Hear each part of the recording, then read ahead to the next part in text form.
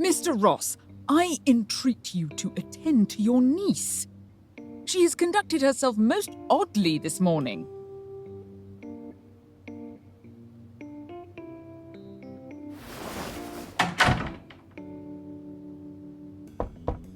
Why are you suddenly in such a bad temper? Your fiancé's carriage will be arriving shortly. He has travelled all the way from the capital. Will you not grant him, at the very least, a brief audience? You are being most unreasonable.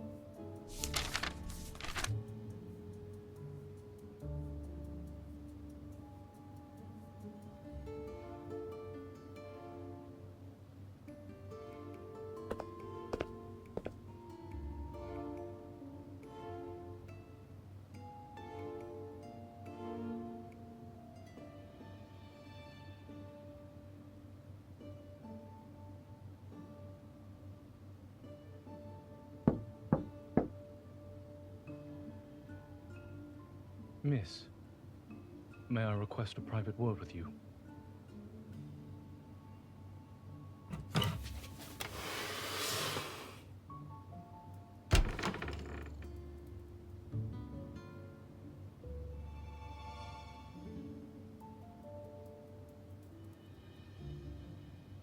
Miss, I must forego the liberty of kissing your hand, for it would be improper given our current circumstance. Do allow me to introduce myself. I am Zayne.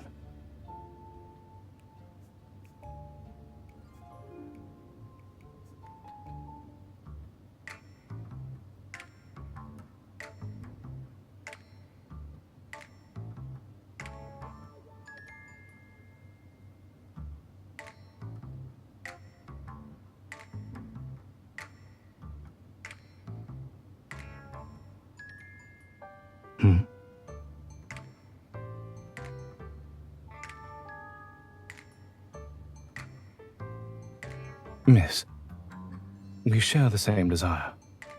I am here to annul our engagement. You need not affect displays of disorderly conduct in hopes of giving me a negative impression.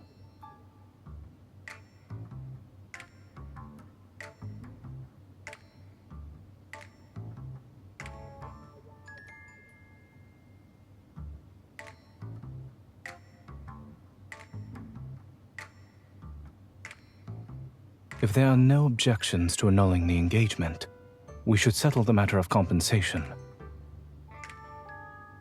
I intend to hand you Morley Manor, one of my estates.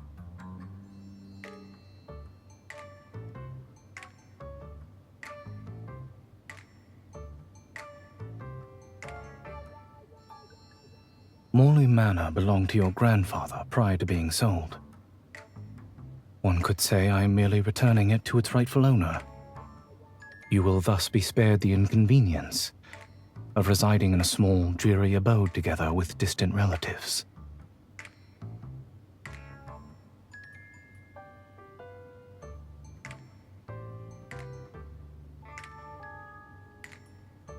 Should you be concerned about gossip following the dissolution of our engagement, my father has a cousin, Lady Herlin, who will soon be visiting the county.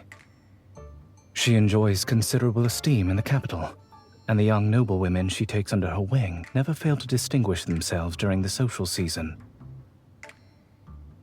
Every year in late spring, distinguished families host balls and charity dinners. It is a time for young ladies and gentlemen to present themselves and get acquainted. It is merely a suggestion. Whether you heed it or not is up to you, miss. If you wish, I can arrange for you to meet my aunt at the manor.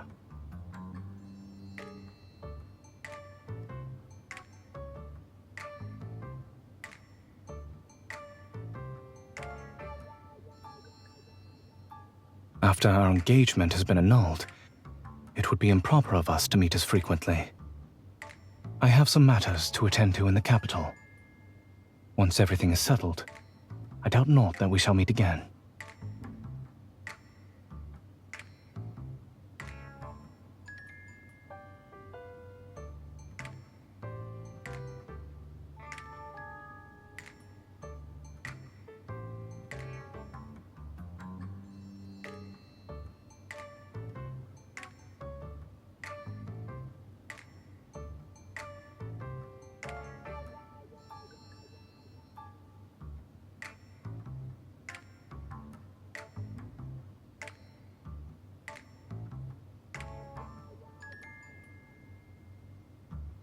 But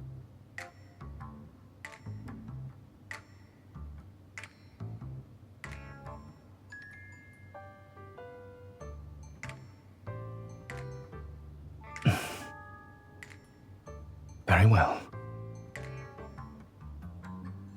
A carriage for Morley Manor shall be waiting for you in 3 days' time. I trust our discussion will bring about a satisfactory resolution for the two of us.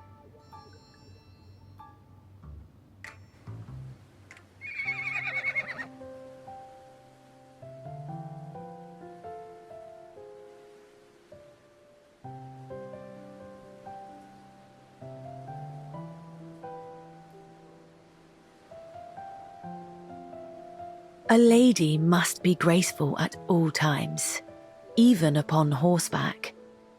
To properly ride side saddle is to display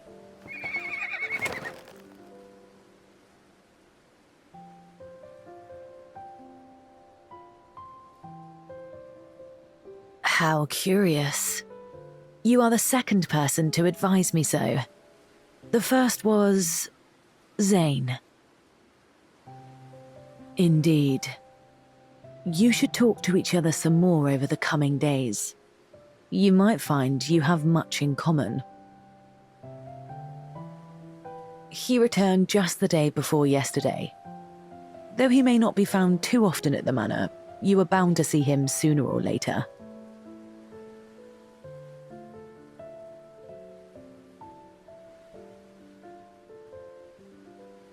Miss, the young are apt to let first impressions cloud their judgment, and fail to inquire further. For my part, I believe you will see each other differently after spending some more time together. And I have always noticed how the hand that first grabs the reins determines the course. Speaking of which, yesterday I heard the butler complain that Zayne's boots are perpetually muddied. I suspect he's been frequenting the neighbouring farm.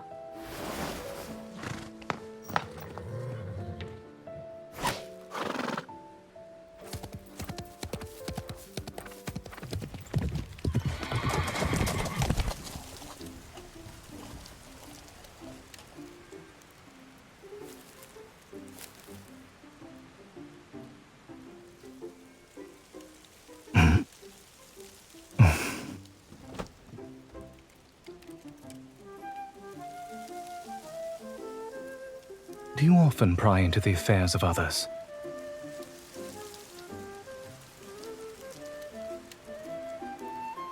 I am obliged to you for the offer, yet I fear your pony would not bear us both.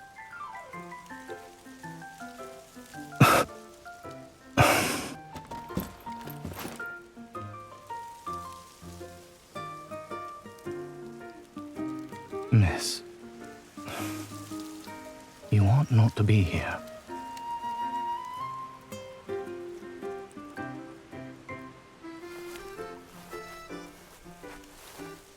Your curiosity regarding me knows no bounds.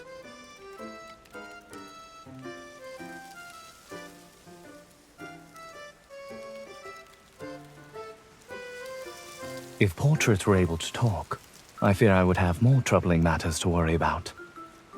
This farm forms part of my property in Keratin County. I have neither the time nor the inclination to manage someone else's estate.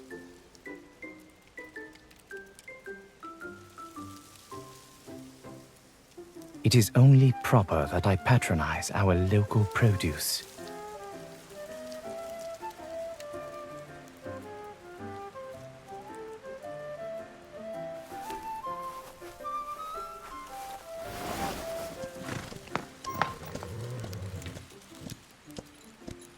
I do not generally contend on foot with one mounted on horseback.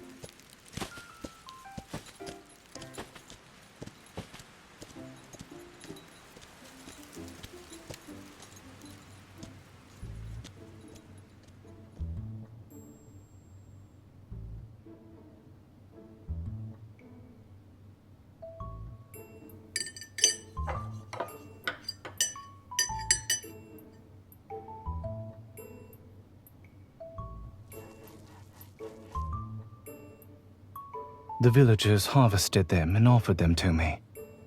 To refuse would have been uncivil. If this does not suit your taste, we may dine apart.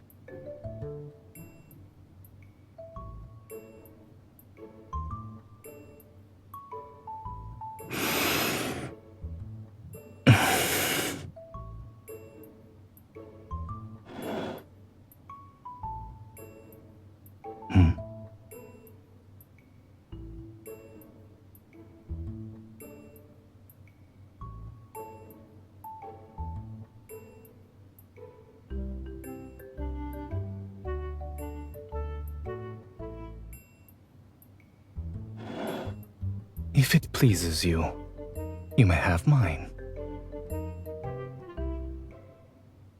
I do not presume to dictate what others sow in their fields.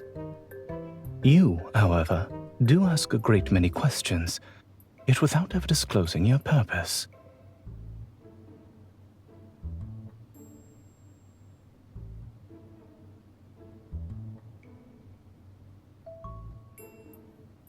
So I am merely your novel pastime.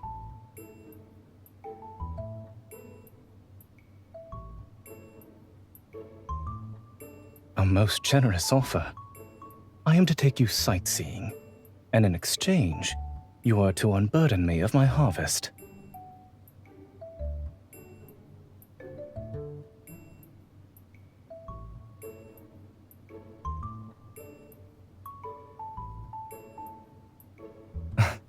You offered to give a helping hand, did you not?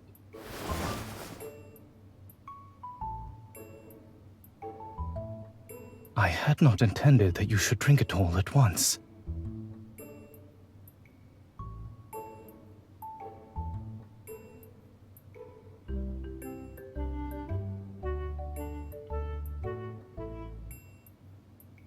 Very well. I accept your offer.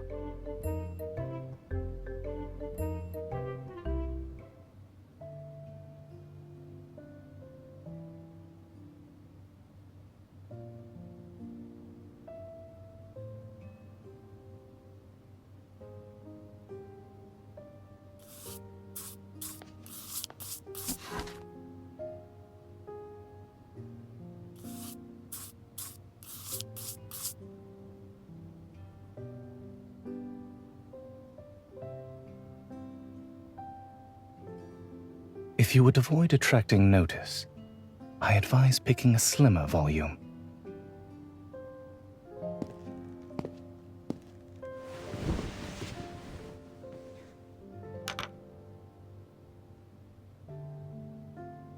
Should curiosity prompt you, you may try it on.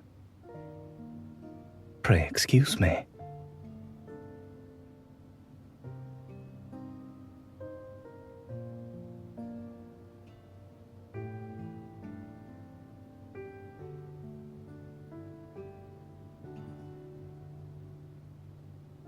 Do not open your eyes too hastily. Otherwise, this is what will happen.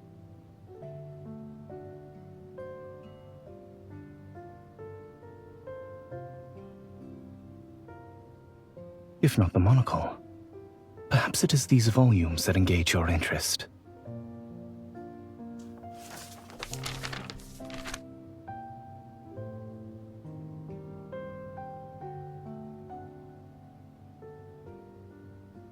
You are most ambitious to begin the study of an ancient script with a medical treatise.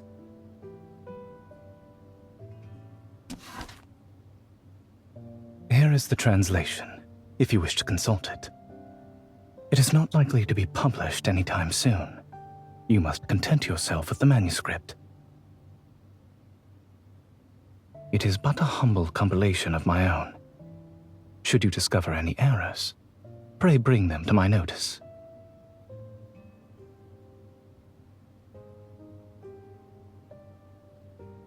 If that is all, I shall now continue my work.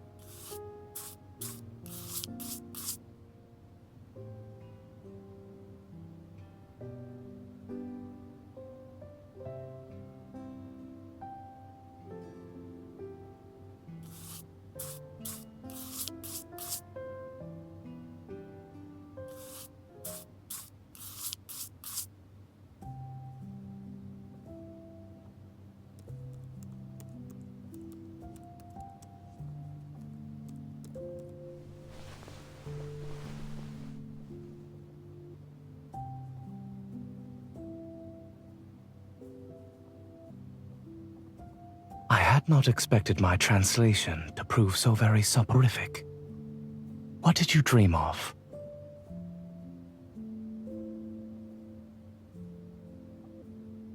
Indeed. And what was to be expected hereafter?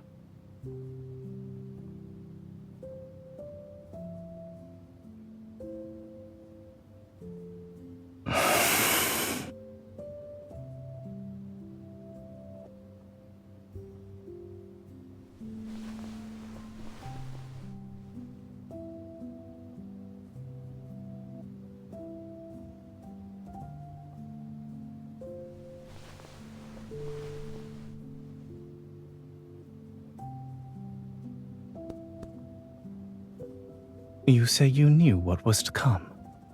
Why, then, did you remain still?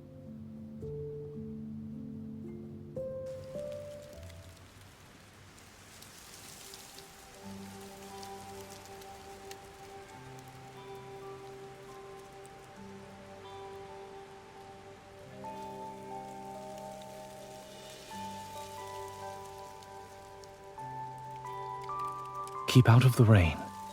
Should you develop a fever, infuse this powder of willow bark in water and drink it. Mr. Zayne, we have little with which to repay your kindness. Pray accept these sweet cakes.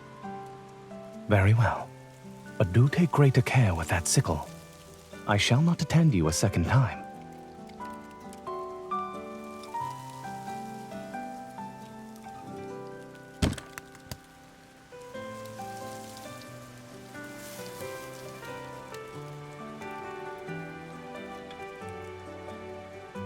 You may say so.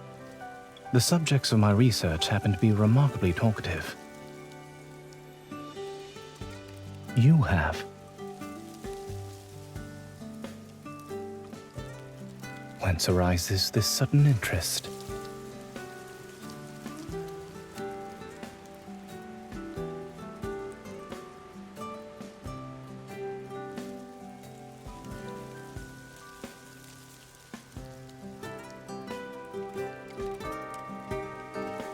You believe acting without regard to my expenses must imply some sort of enjoyment. And you have been accompanying me on such a long journey since the break of dawn. Does it mean?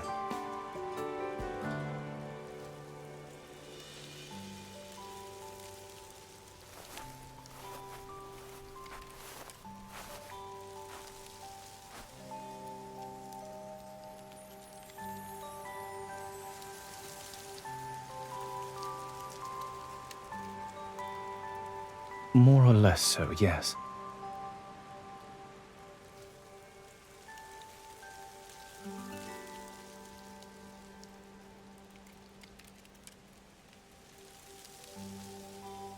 It appears as though you mean to carry me off. That is quite a high recommendation. I should very much like to make his acquaintance.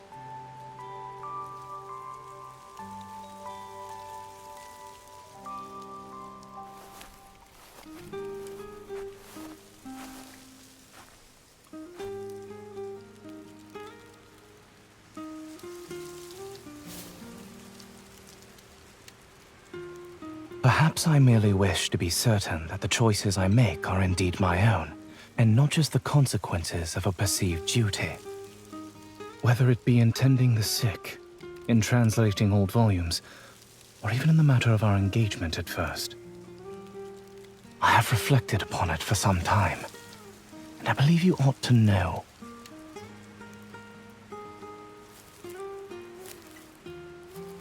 I will speak plainly. I now see you in a different light. Yet, I do not regret annulling our engagement. You are clever, witty, and exceedingly fair. Such qualities as these might win a heart with uncommon expedition. You possess a vision and a path manifestly different from those who see marriage as the main purpose of this earthly life. It is meet that you choose the right person for yourself, rather than letting another determine what is best for you.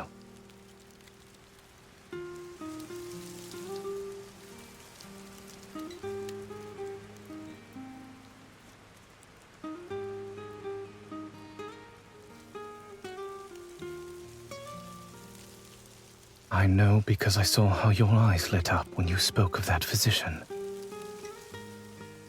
That is why your future ought not to be bound by an engagement made for you beforehand.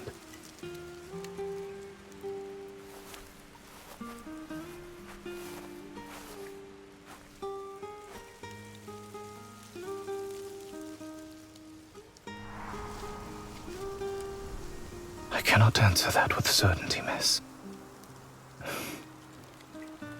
Yet I do attempt to use my discernment.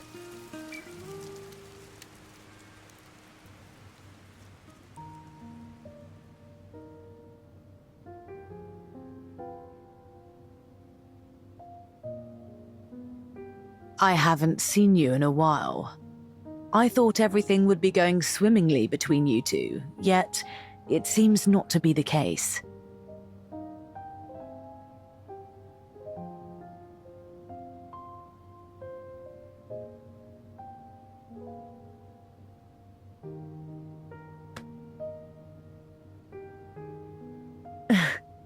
Pray leave this matter to me, miss.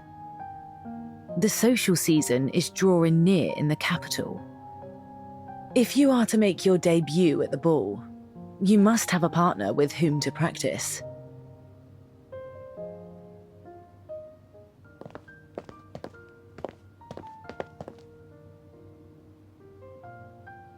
I may, depending on who happens to be my partner. One may always plead an aversion to dancing as a polite refusal to an unwelcome invitation. They say that practice makes perfect. To refuse demands practice as well. Come, try declining my invitation to dance. If you do not practice beforehand, then at the ball. Lady Harlan informed me that you are looking forward to the ball that will be held in the capital, and that you've been preparing rather earnestly.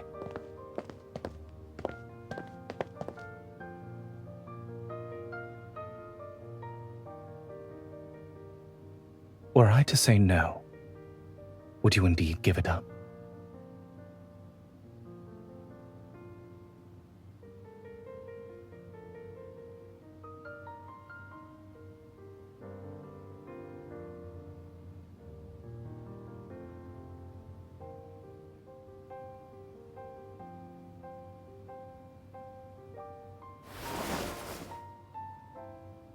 Is that all you seek in a lifetime companion?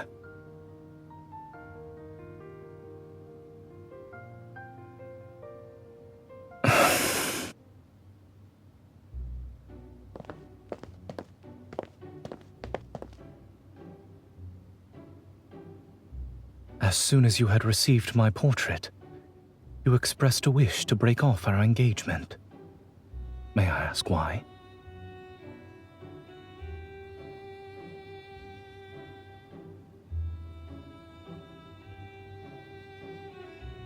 Did you find my appearance disagreeable?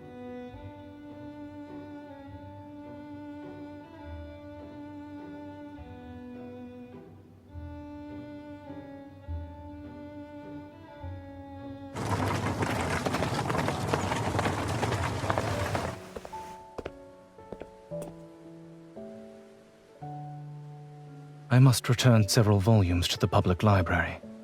We must part here.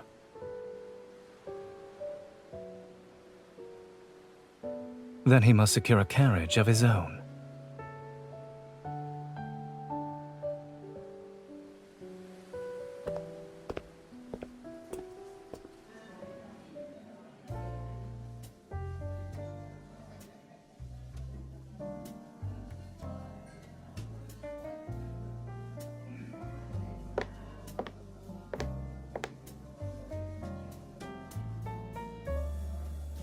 May I have the honor of standing up with you for the first dance this evening, miss?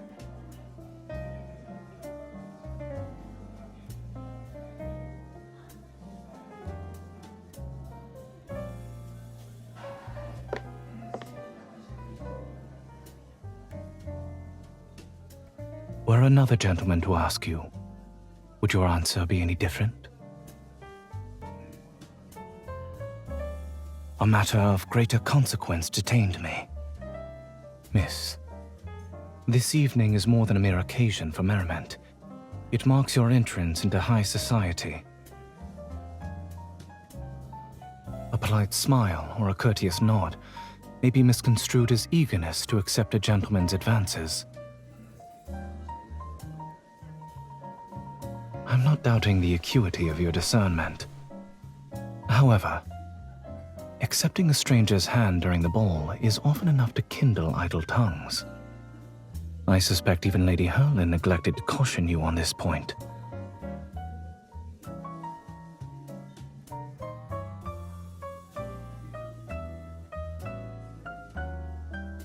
I wish for you to feel entirely at liberty to follow your own heart. Yet, I would also hope not to see you in trouble. To forbid your attendance would itself be but another restraint upon your liberty.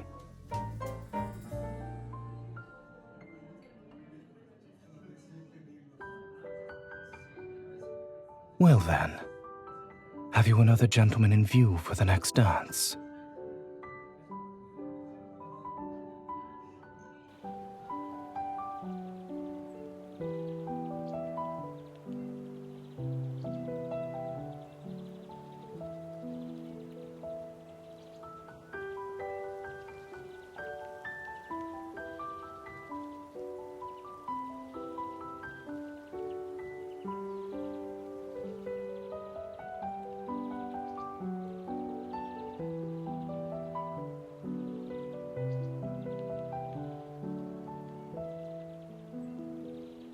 I happen to need to retrieve from the capital documents relating to the transfer of the manor.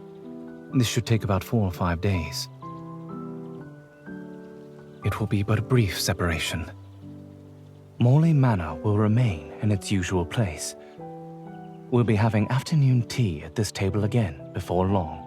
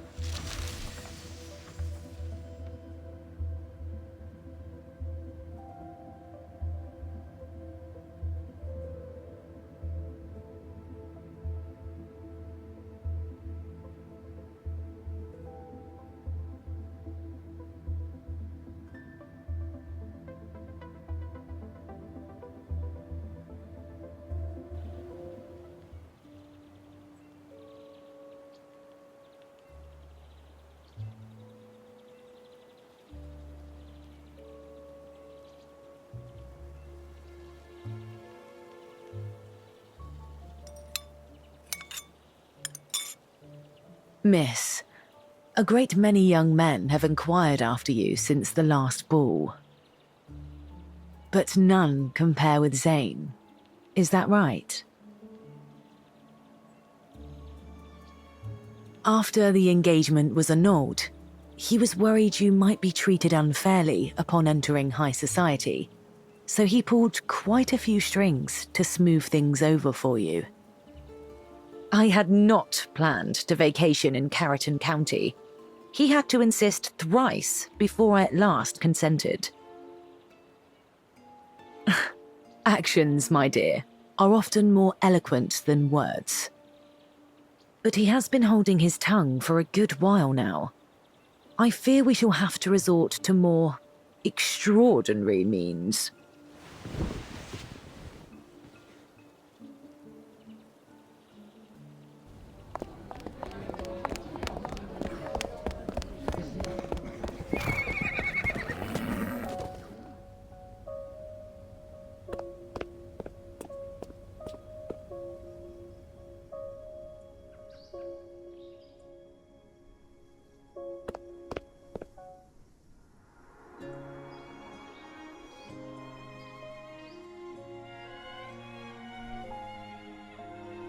Good morning, miss.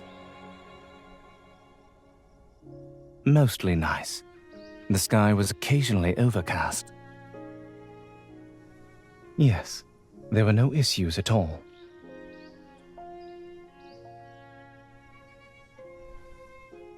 It was my intention to return early.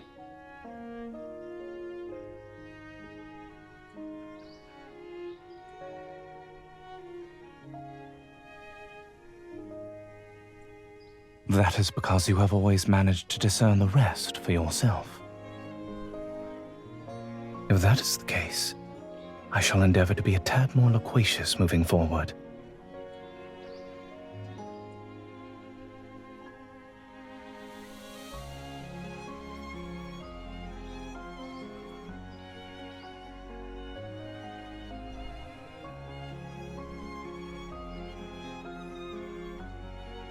Do enlighten me.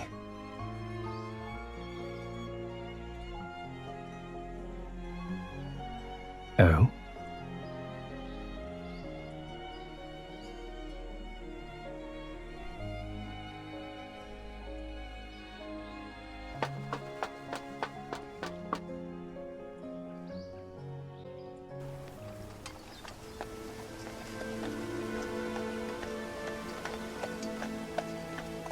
Stop.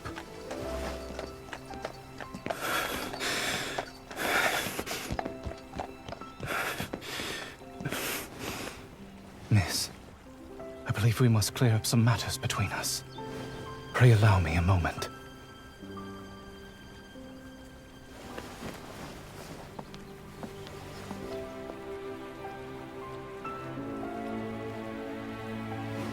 I beg your pardon. I have been too hasty.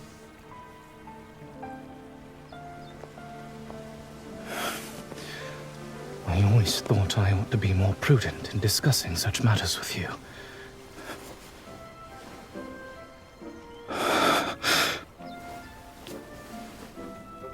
I...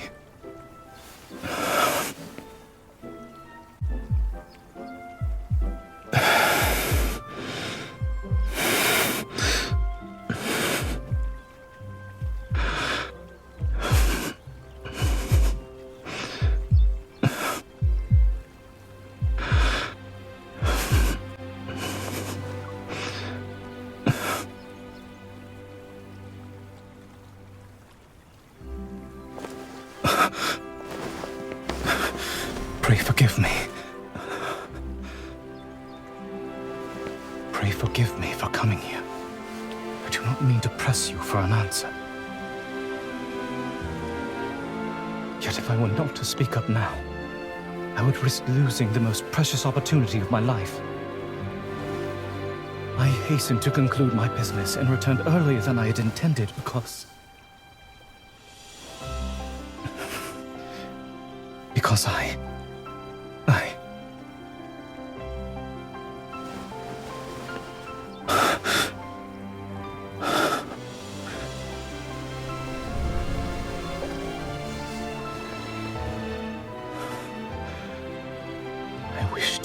our engagement.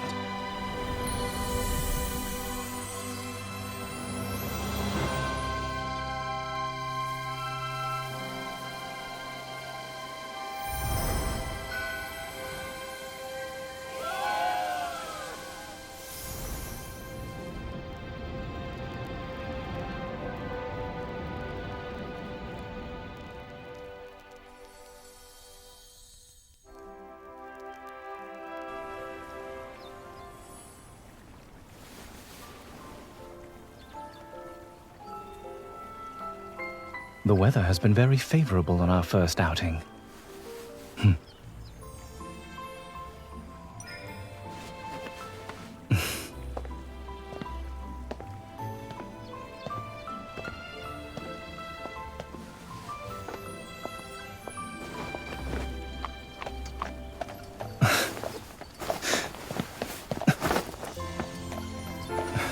I would rather sit beside you today.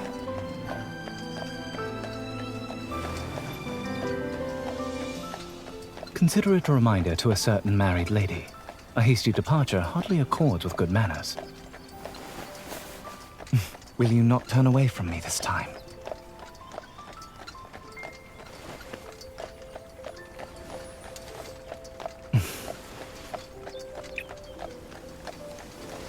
I am honored, my lady.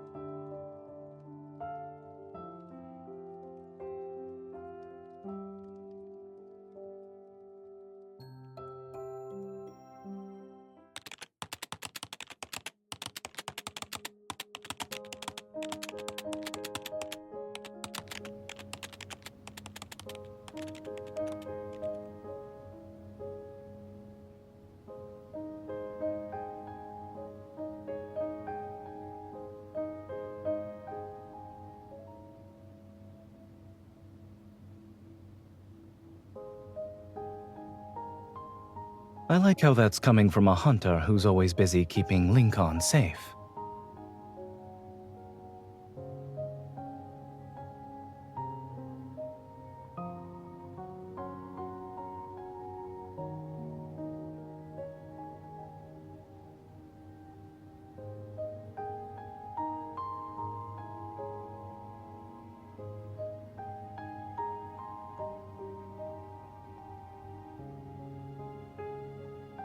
I can only read a little so far. That's why I'm merely a medical consultant, not a translator.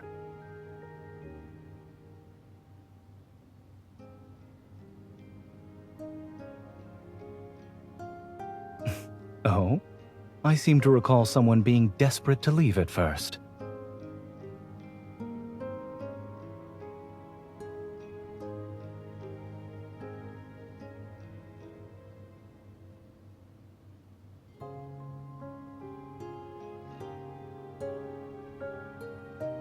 It was the opposite, actually.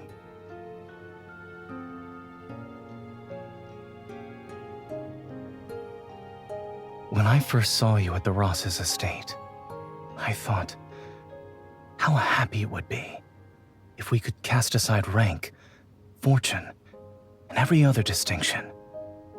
And if this young lady might choose me entirely of her own accord.